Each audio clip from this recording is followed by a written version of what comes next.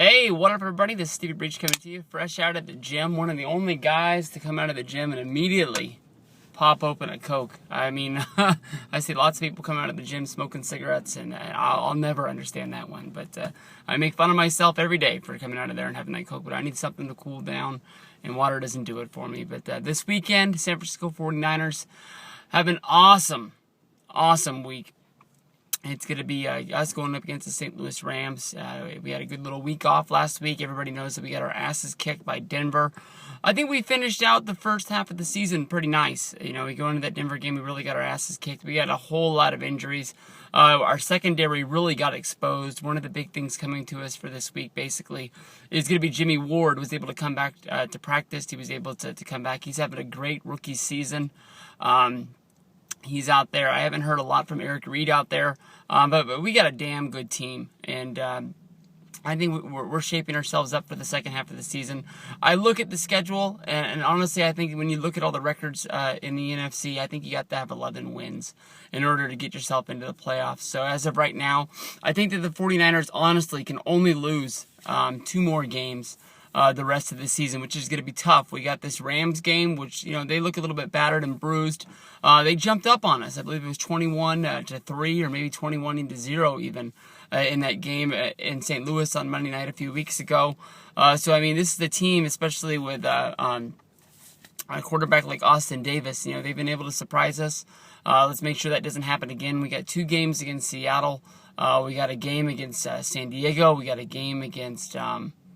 Don't we play the Eagles? We got some tough games to round out this year. Plus, we still got that one last game against the Cardinals. That's a game that a lot of people that aren't really talking about because it's the Cardinals. But then again, they're in first place in the West. They're the ones we're chasing, 6-1. You got to give respect to them. You know, they had a great team last year. They sort of got hosed from going into the playoffs, but the rules are the rules. They had a team that deserved to get there. Even if they were to beat us in that game that lasted forever in Week 17 last year, they still would have not been able to get in because the Rams had to beat the Seahawks in that game. But the Rams, honestly, to me, even though they're 2-5, I've heard some rumors a few weeks ago that at the end of the year, maybe this might be the end of the Jeff Fisher experiment in St. Louis. I think Jeff Fisher is one of the best damn coaches, and everybody knows about the rumors about Harbaugh. Honestly, Rams, if you make the biggest mistake of your life in letting go of Jeff Fisher, it's not his fault. He can design all these plays.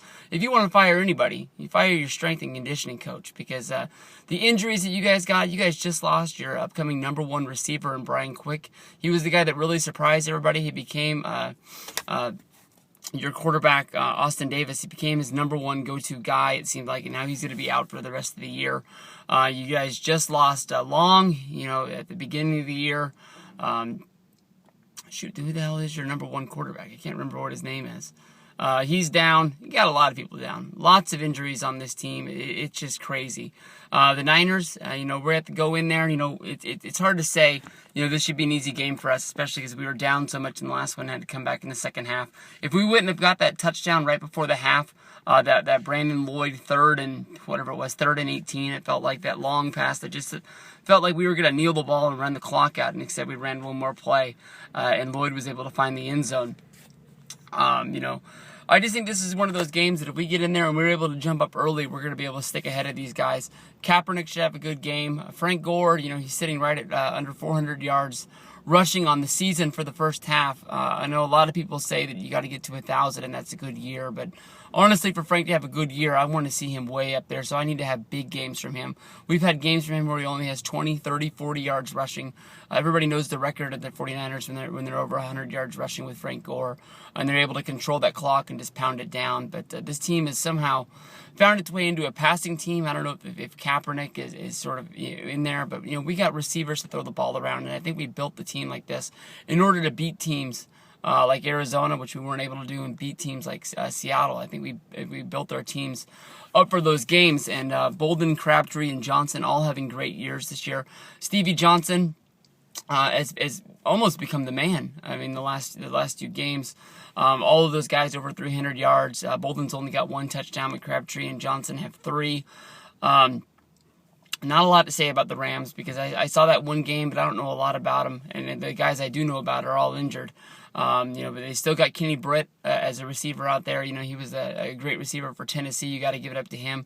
If you get the ball in his hands, he's going to be hard to bring down. So we'll see what happens. But I'm predicting a 49er win, and we'll take it from there. Peace out, everybody. Have a good one.